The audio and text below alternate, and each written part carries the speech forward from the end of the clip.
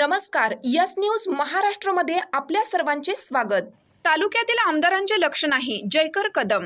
वाळवा तालुक्यातील इस्लामपूर तहसीलदार कार्यालयातील server internet सेवा 10 ते 15 दिवस झाले स्लो व बंद असल्याने नागरिकांची गैरसोय होत असल्याचं चित्र आहे। एक दाखला मिळवण्यासाठी 1 ते 2 तास लाईनमध्ये उभं राहावं लागत आहे व ज्यावेळी नंबर येतो त्यावेळी नेटवर्क बंद होतं। त्यामुळे नागरिकांची व सेतू कार्यालयातील अधिकाऱ्यांची शाब्दिक बाचाबाची होत आहे। या सर्व्हर जामचा त्रास कर्मचारी व सर्वसामान्य नागरिकांना होत आहे, पण तालुक्यातील आमदारांना या गोष्टीकडे लक्ष देण्यासाठी वेळ नसल्याचा आरोप नेरले गावचे सामाजिक कार्यकर्ते जयकर कदम यांनी केला आहे। सद्यस्थितीस पोलीस भरतीत तसेच विविध शासकीय पदासाठी जाहिराती सुटलेल्या असल्याने संबंधित विद्यार्थी तसेच उमेदवार यांना दाखल्याबाबतची कागदपत्रे अपलोड करणं अडचण येत आहे। तरुण वर्गामध्येही विविध दाखले घेण्यासाठी हेलपाटे मारावे लागत आहेत, पण या गोष्टीकडे तालुक्यातील आमदारांचं लक्ष नाही।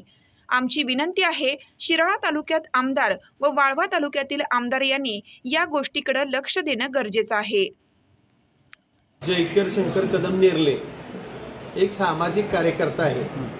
सामान्य माणसांना पिळवणूक होत असताना लोकप्रतिनिधी तिथं खऱ्या अर्थानं त्यांनी बघणं अत्यंत आवश्यक आहे। एखाद्या गोष्टीला टेंडरसाठी नेत्यांना आणि असणाऱ्या त्यांना वेळ आहे, परंतु सामान्य माणसांना इथं सर्व्हर बंद आहे, गेले 8 दिवस झाले 15 दिवस लोकांना त्रास होतोय, त्या मात्र लोकप्रतिनिधीला वेळ नाही।